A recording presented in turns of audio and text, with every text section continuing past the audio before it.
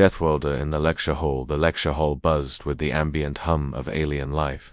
Fluorescent hexagonal lights bathed the room in a sterile glow, reflecting off metallic skin, feathered limbs, and translucent chitin. 100 different species sat, floated, or oozed into assigned seats. Every pair of compound-faceted or ocular eyes pointed toward the hover podium at the front of the room. Professor Vessil, a senior exopredator biologist from the Glimmery Core Worlds, adjusted his multiple speech sacs and clicked a greeting that echoed with translated clarity. Today's session will complete our series on Class 3 predators. You've studied their feeding habits, environmental adaptability, and aggression vectors. Now, you witness one. The room grew still. In the far rear corner, sprawled with legs up on the back of the seat ahead, a lone human yawned. Her name was Lieutenant Harper Graves, exchange student by record, but rumors claimed her presence had something to do with military oversight. Though nothing official had ever been confirmed, she was clad in standard Earth Fleet survival fatigues, one arm resting lazily across her knee. Beside her, an empty mug read, "I wrestled a grizzly and all I got was this cup." When the silence lingered a moment too long, she blinked open her eyes and smirked. "Sorry, Professor. You were saying something terrifying." Vexelcor's voice tightened with visible irritation. "Yes, human Graves. I was introducing the practical demonstration, a live specimen." Harper sat up straighter, amusement lighting her face. "Oh, we're doing show and tell now. What's the lucky beastie?" From a side chamber, a team of lab assistants wheeled out a sealed container.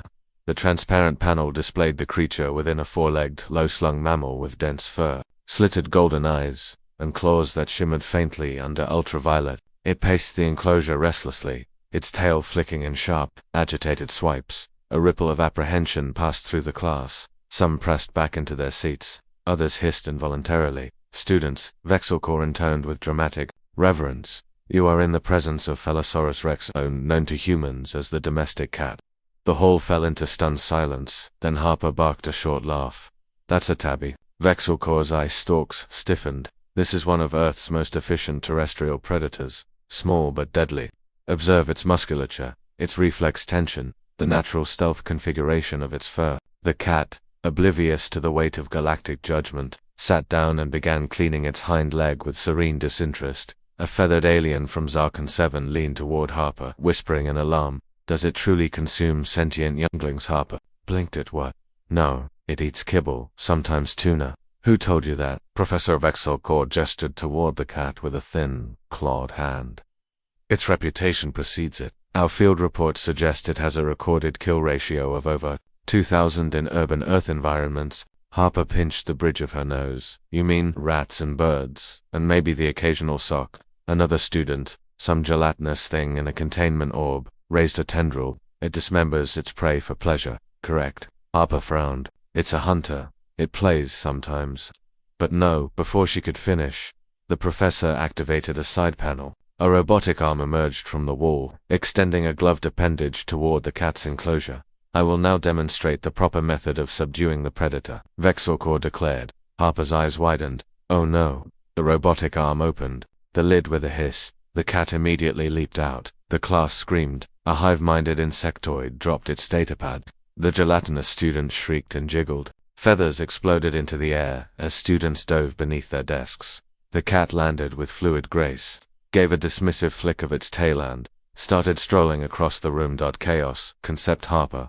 She stood, calm, focused, walking between panicked students and slithering assistants. She crouched and whistled once. The cat turned. "Here, girl." The feline paused, then strutted toward her. The entire hall held its breath. Harper extended a hand. The cat sniffed, then rubbed against her fingers, scratches behind the ear. A deep, rumbling purr. Applause didn't come, but the stunned silence was deafening. Harper scooped the cat up, stroking its fur.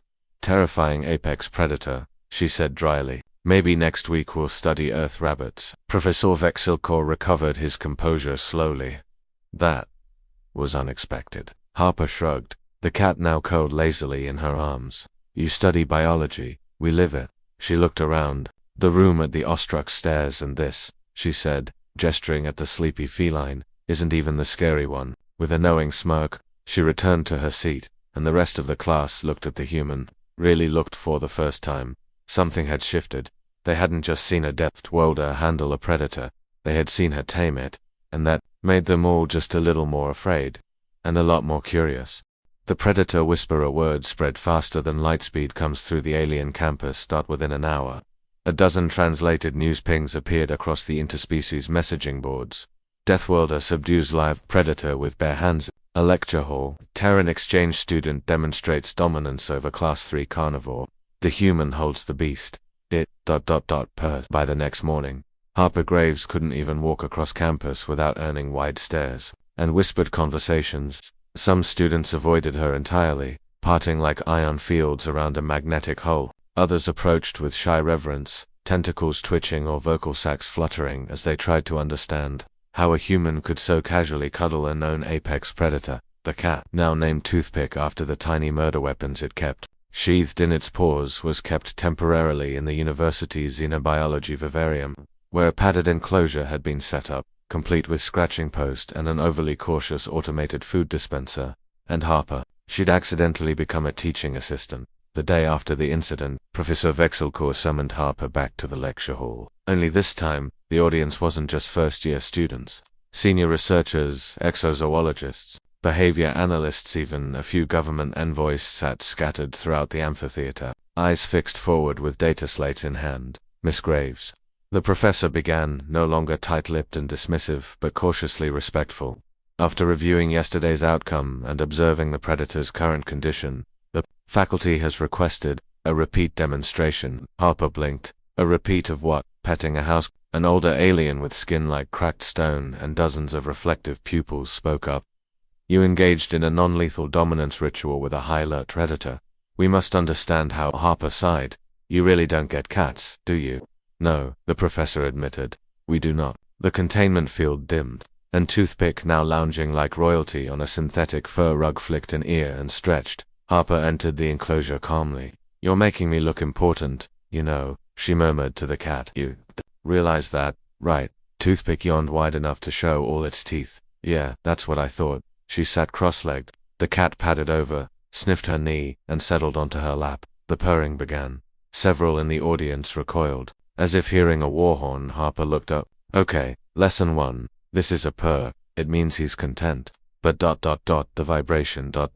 Could that be a warning system? Asked a multi-eyed student from the Gravari cluster. Harper shook her head. Nah, if he wanted to send a warning, your face would be bleeding already. That didn't comfort them. Humans have been living with animals like this for over 10,000 years, she said. We didn't just survive on a death world, we made allies on it.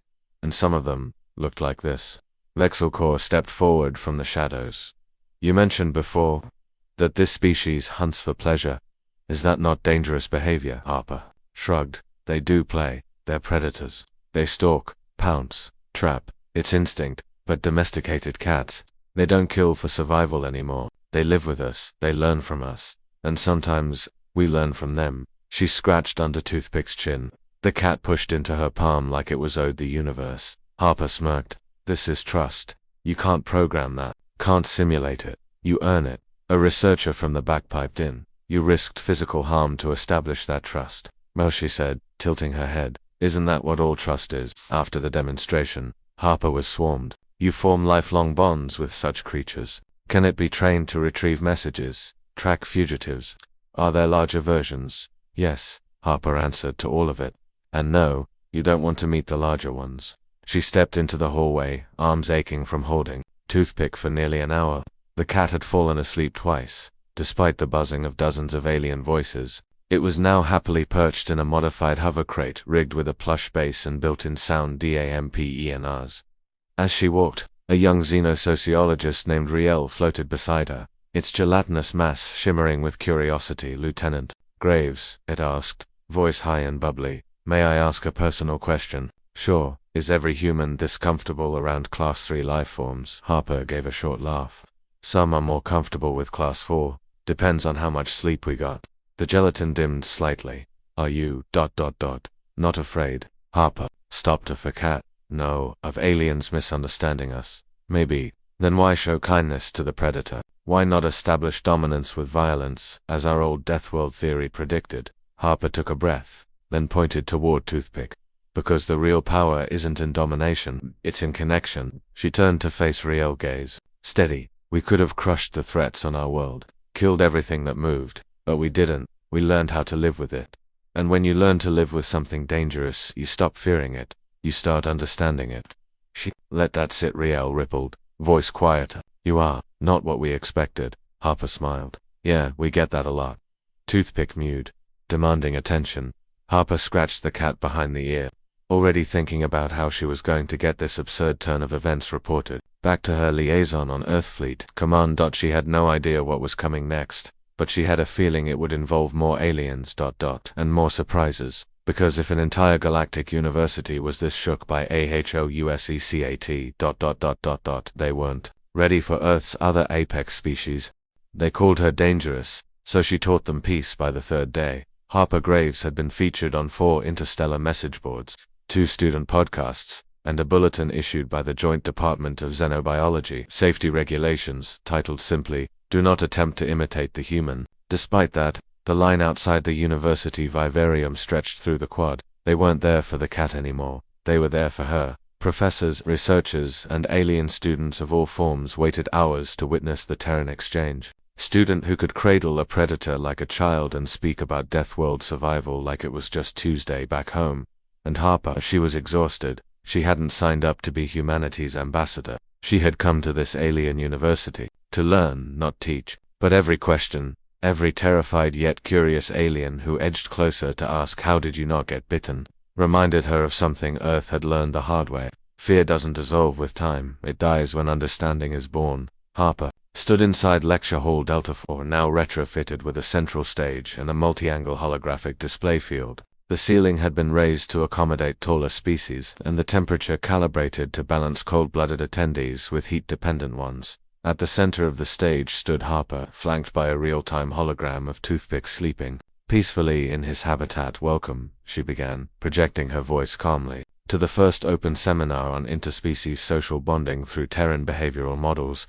Hundreds of alien eyes stared back at her, or stalks, or reflective scales that refracted light like sensors. The silence was sharp enough to hear. "The projector buzz," Harper continued. "When I was 6 years old, I found a wounded falcon near my uncle's farm. It tried to claw me. I cried. My dad told me to leave. It said it was too dangerous." She paused, then smiled softly. 3 weeks later, it was eating from my hand. A murmur rolled through the crowd. "What changed?" Someone shouted. "I did," she answered. "I learned to move slowly, speak softly. I listened. I gave the bird space to trust me." She clicked a holoswitch. Footage appeared of the and old from a home cam back on Earth. It perched on her arm as a younger Harper beamed into the camera. "I learned the risk was real, but so was the reward." Professor Vexilkor watched from the side. Arms folded, eyes narrowed not with suspicion, but with deep thought. His notes from the previous demonstration had taken up 3 datapads already. He was starting to question everything he knew about Terrans backstage. While the seminar broke for rest cycles, Harper found herself alone with Administrator 4-legged being with translucent carapace, plating, and a reputation for disliking humans. "I was against your placement here," Threx said plainly. Harper tilted her head. "I figured. You were labeled Category 7, combat capable and cultural outlier, too unpredictable. And now," she asked. "You are still unpredictable," Threx replied, "but now, ... informative." They stood in silence a moment, the alien studying her as though she were the cat now. "Tell me," Threx said finally, "what makes your species want to bond with dangerous life forms? Instinct? Defiance?" Harper looked past him, through the viewglass, where Toothpick was batting lazily at a floating feather toy. "No," she said. "It's not defiance, it's curiosity. We want to know what lives inside the claws and teeth, and if there's something that can know us back." That evening, she was invited to a private roundtable of exocultural specialists. She sat across from species whose blood boiled under methane, whose bones were crystal lattice, and whose thoughts passed through group telepathy. All of them wanted one thing: to understand why humans were so unafraid. "You risk harm for companionship," said a voice, deep and resonant, from a being made of what looked like shifting smoke. "You forge relationships with beasts." Harper leaned forward. "Yes, and sometimes the beasts forge us." Another projection filled the space. Earth soldiers walking beside trained dogs, divers swimming with dolphins, survivors of trauma healing with therapy animals, she narrated gently. "You think we dominate everything because we're apex predators. But that's not it. We're not the strongest. We're not the fastest. We survive because we connect with each other, with animals, with ecosystems. Another voice interjected, but connection is vulnerability. Harper nodded. It is. That's why it's powerful. Later that night, Harper sat alone under the soft glow of campus starlight, sipping the equivalent of alien chamomile tea. She hadn't expected the emotional weight of explaining humanity every day. It was like holding up a mirror to the rest of the galaxy and realizing how strange Earth must look from the outside. Toothpick jumped into her lap, demanding nothing and giving everything. You know, she whispered, I used to think people would laugh if I told them you were more than just a pet. The cat blinked slowly, settling down. But now you're a bridge. You're helping them see who we really are. She didn't notice Professor Vexelcore step out of the shadows. You've done more to change perceptions in 3 days, he said softly, than we managed in decades of study. Harper looked up. Maybe you were studying the wrong thing. He nodded, for once without ego. Tomorrow, he said, we open applications for a new xenobonding program. You'll lead the first class. If you're willing, Harper exhaled. I didn't come here to teach. You came here to survive, the professor replied. And you did, but you also taught us how. She looked down at Toothpick. Well then, she said with a smirk. Let's show the galaxy what happens when you invite a human into the unknown. The Predator test morning on the interspecies campus never felt truly quiet. Not with 6 moons, 21 species with overlapping sleep cycles, and gravity fields that sometimes reverse to suit guests. But to Harper, the chaos had begun to feel familiar, like Earth's unpredictable weather, or cats that decided 3 a.m. was the perfect time to sprint across your face.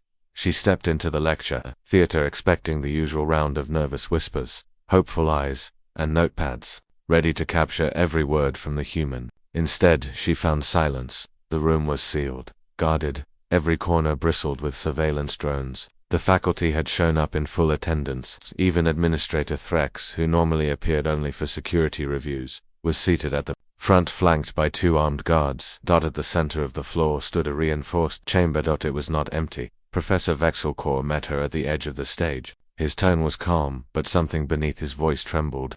This, he said, gesturing to the chamber, is a Zarnokian spinewolf, Class 1, Predator, near extinction status.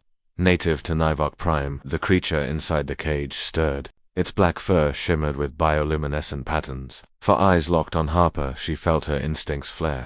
It was studying her too. Why is it here? She asked, her voice low. We've been requested to evaluate human responses to real apex threats. There's interest from the Galactic Educational Council. So this is a test? Harper asked. Vexel didn't answer. He didn't need to. The holograms switched on, broadcasting the event across 5 systems. Human xenobonding demonstration. Session 4. Viewers spanned from research labs to home lounges. The caption scrolled in a dozen languages. Will the Deathworlder still approach the unknown?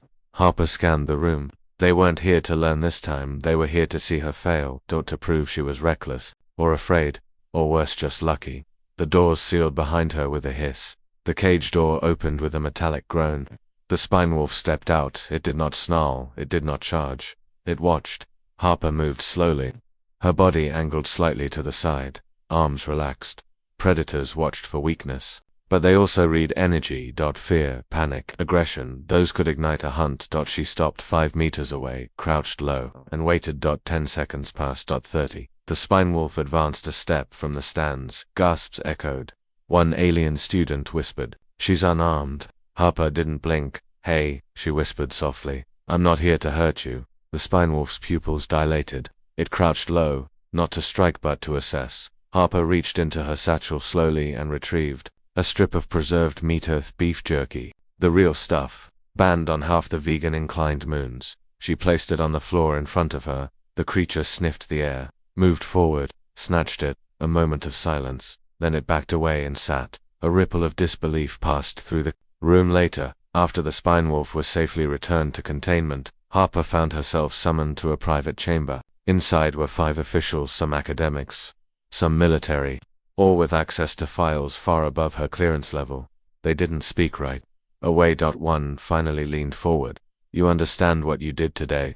"Not entirely," Harper replied. "Honestly, I acted on instinct." Another official tapped the table. "You faced a biological weapon engineered for psychological warfare. That creature is banned on most civilized worlds. Its presence was unauthorized. Harper's stomach dropped. You're saying this wasn't a test. It was sabotage. We suspect someone wanted to expose your weakness or create a tragedy, but you passed, the third official said. And now we have a bigger problem.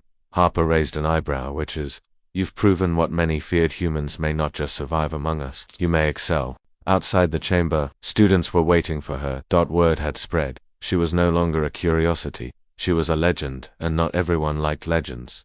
Later that night, Harper sat beside the vivarium where Toothpick watched her quietly from a warm lamp-perch. The cat seemed calm, but he wasn't the only one who could sense tension in the air. Fluffy, she whispered, using his nickname. I think I just became more dangerous to them without even trying. Toothpick blinked slowly. Not because of what I can do, she added, but because I didn't break. Back in her quarters, a message waited. A personal transmission from Earth. She hesitated. It was her mother. Harper sat down, hands shaking slightly. Hey kiddo, her mother said through the screen. I saw the broadcast. You did good, and I'm proud of you.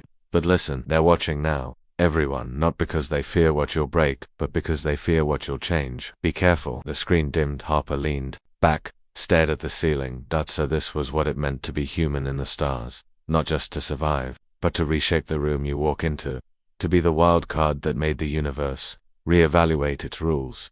She didn't come here to lead, but maybe that was exactly why she had to. And tomorrow, she would walk back into that classroom, chin high, eyes steady, because the galaxy just discovered something terrifying. Humans don't need to dominate to be dangerous. Sometimes, they just need to be understood.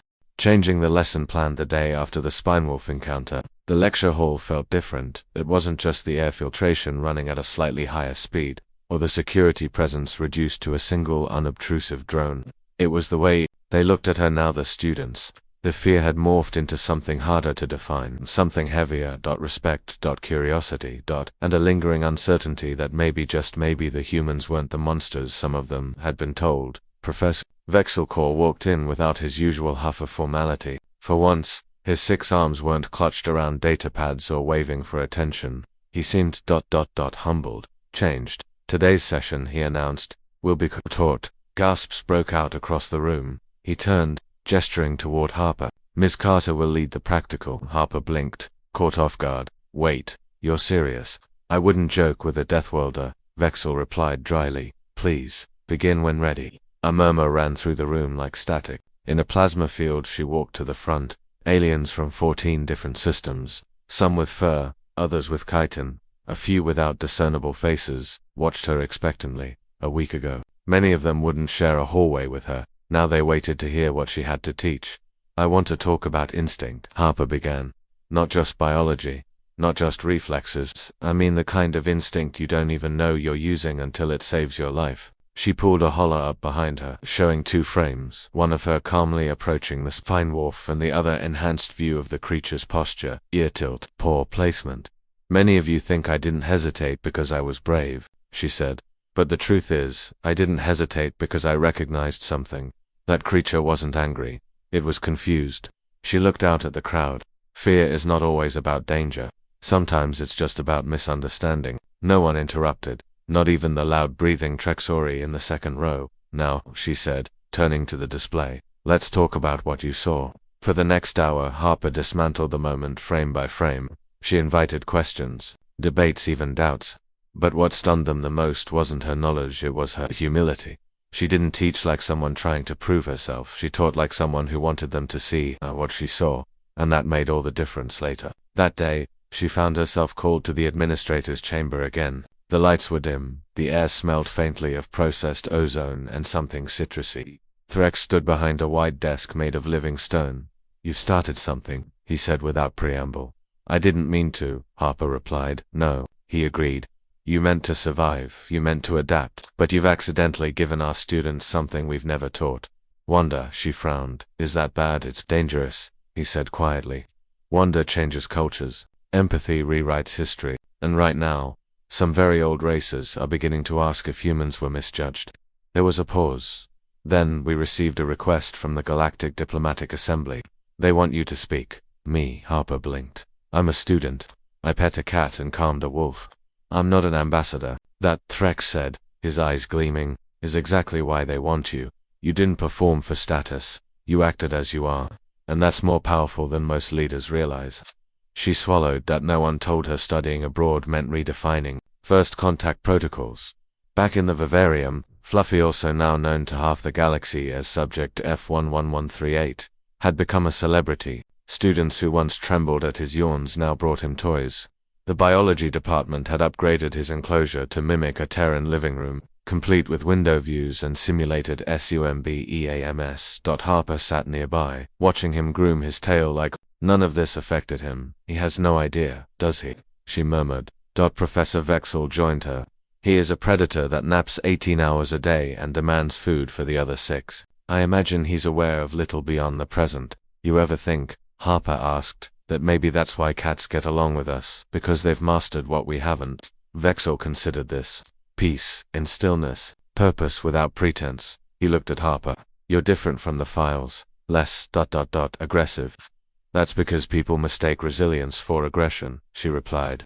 Humans push forward when we're told to stop, not to conquer, but because stopping means the story ends. He nodded slowly. We've spent generations preparing to resist humanity. Now we might need to learn how to invite it. A silence fell between them, one not of fear but of realization. Harper stood and stretched. I'm not here to replace your science, she said. I just want to help it grow teeth. Vexel laughed, a rare sound. Then I suggest you sharpen your claws. The council's watching, and they're not all purring like Fluffy. That night, Harper recorded a message to her fellow human students back on Earth. Hey, she said into the cam, her voice steady. If you're watching this from your dorm, wondering if you're crazy for leaving everything behind to study with Elianzio, you're brave, and this place, it needs us, not to lead, not to dominate, but to remind them that survival isn't strength. Compassion is. Curiosity is. The willingness to see something strange and not run away, that's what makes us terrifying. She leaned forward, whispering like she was passing a secret across galaxies. We're not here to be the top of the food chain. We're here to show them what it looks like to be human. Then she leaned back, smiled, and signed off. Outside her window, stars flared silently against the black, each one a story waiting to be told. And Harper, whether she liked it or not, was becoming the storyteller.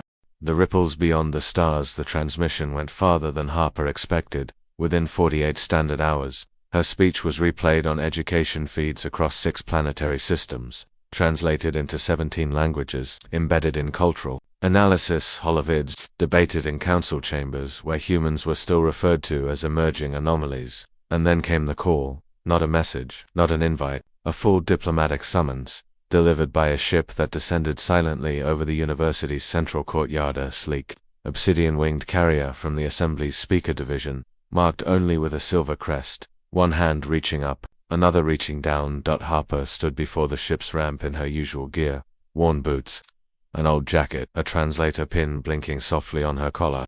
She didn't look like a symbol, but to some she was becoming a threat. Inside, the air was colder than the university's corridors. The walls shimmered with neural responsive lighting, adjusting color with each emotion spike detected in the room. A delegation of 3 awaited her. One, a crystalline entity from the Vesh triumvirate who flickered as it spoke. Another, a seer, from the Raka Hiva race that communicated in pulses of scent and shadow. And finally, a humanoid called Aaron Dole, tall, serene, and unnervingly calm. Harper Carter, Aaron said, extending a hand that shimmered with nanofiber skin. You've caused quite a disturbance. Not my goal, she replied, meeting his grip firmly. I just told the truth. Truth, the Vesh representative echoed, or romanticized propaganda cloaked in sentiment. She met the shimmering form's gaze. Call it what you want. It resonated. That's not something you can manufacture. Aaron gestured to a holographic console, which flickered to life, showing faces, alien students, educators, even some officials discussing the human girl who tamed fear with compassion. You've inspired, Aaron said, voice flat. That makes you dangerous. To who? Harper asked. To those who profit from fear. Back at the university, chaos brewed. The news of Harper's summons spread like viral code in a data storm. Some students cheered, others panicked, and in dark corners of intergalactic channels, whispers emerged of humans weaponizing emotion as a form of psychological warfare.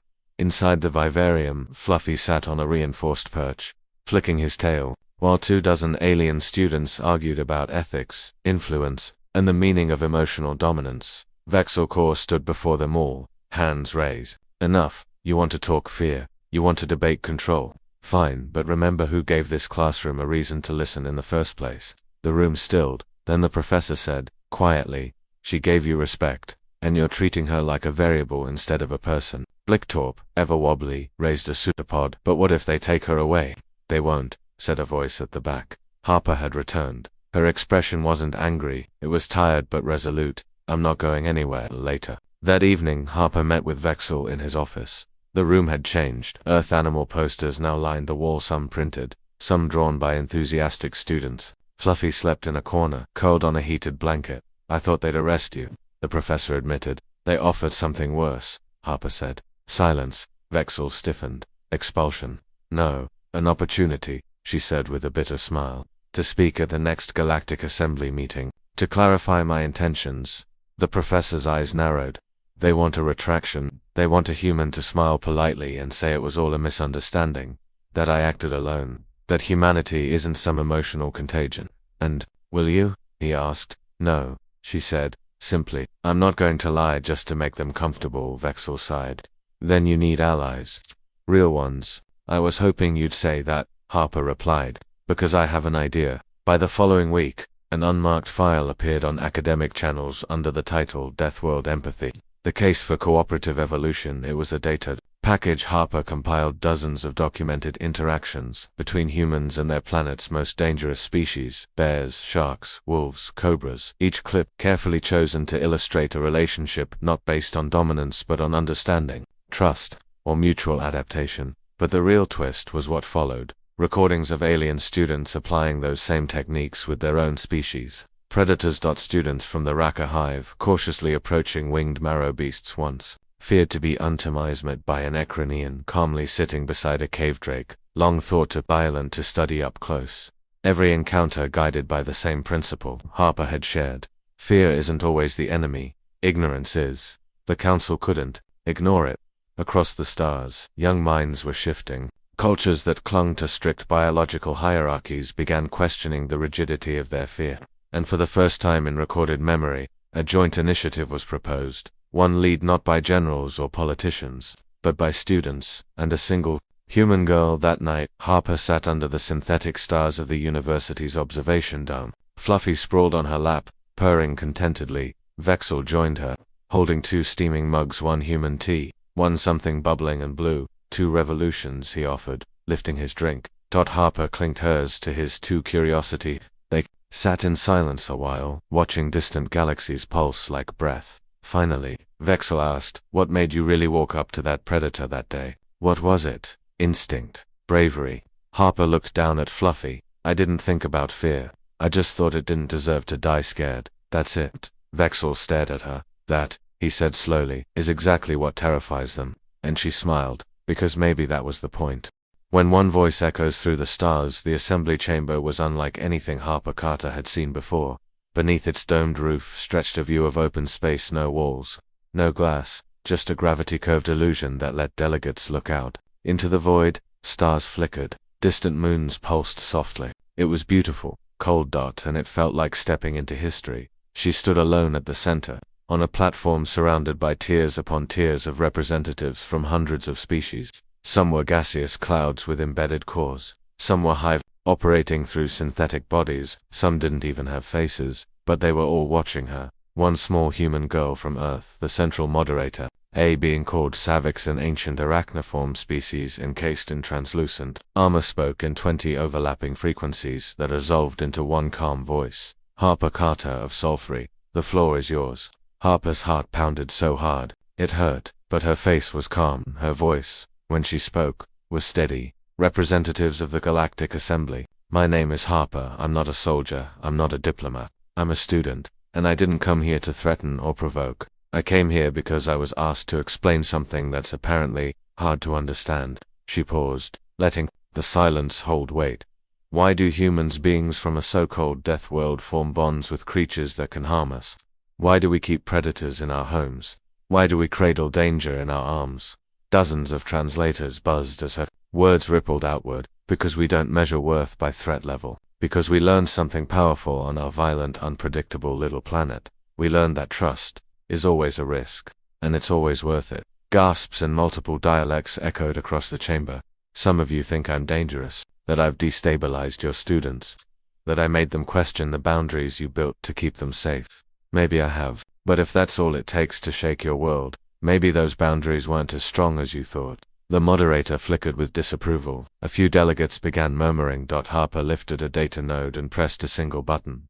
Hologram lit up all around the chamber, not of war, not of violence, but of learning. A young Raka kneeling beside a redditor, its wings spread in calm submission. An Ecranian child offering food to a creature once labeled uncontainable, and Sarah Johnson cuddling a fat orange tabby as 20 alien students watched in awe. My friends didn't learn violence from me, Harper said. They learned courage, compassion, curiosity, the will to face what they don't understand and choose empathy anyway. One delegate shouted something in protest, translated as, "But that empathy comes from death." Harper turned toward the voice. Yes, it does. We come from a world where extinction is part of the rhythm, where fear is a survival tool. And still, we try to tame it, not just in the world, but in ourselves. A long pause, then she continued, voice gentler now, with, "Not perfect. Humans have done horrible things. We fight, we fall, we break things we love, but we also rebuild, we forgive, we invent art and music and stories. We rescue, we nurture, and when something small and afraid looks at us we kneel, not to crush it but to say, 'It's okay, I'm here.'" Something shifted in the chamber. The coldness softened, the silence grew reverent. "I didn't tame a predator," Harper said. "I offered my hand. That's it. That's all I did. And it changed everything." By the time Harper left the platform, the delegates were silent. The vote wasn't unanimous, but it didn't have to be. The Assembly passed a resolution endorsing cooperative empathy studies across its education networks, and Harper Carter was granted an honorary interspecies ambassador title not for her political standing, but for what they called exemplary behavioral integration. She didn't care about titles, she cared that the Raka students hugged her goodbye, that the Ecranian girl promised to teach her redditor to roll over, that Fluffy now had a dedicated habitat and a fan club. Weeks later, the university launched a new official course, Xenoempathy and Interspecies Trust. Lead instructor Harper Carter, guest contributor, Professor Vexel lab supervisor, Fluffy the Kitten. The first day of class, over 300 students signed up. Sarah walked into the lecture hall holding Fluffy under one arm and a clicker in the other. "All right, class," she said with a grin as the hologram boards lit up. "Today we'll be discussing how to tell when your predator is just stretching, or about to pounce." The laughter was real, the curiosity even more so. She clicked to the next slide. A human kneeling beside a snarling wolf, hand extended. "In peace, in the end," she said, "fear keeps us alive, but trust is what makes life worth living." And far beyond that, classroom across orbital stations, mineral worlds, sky colonies, and quiet moonsun beings everywhere began asking a new kind of question. Not what should I fear, but what can I understand? And it all began with one girl, Kat. And one decision to reach across the unknown and say hello.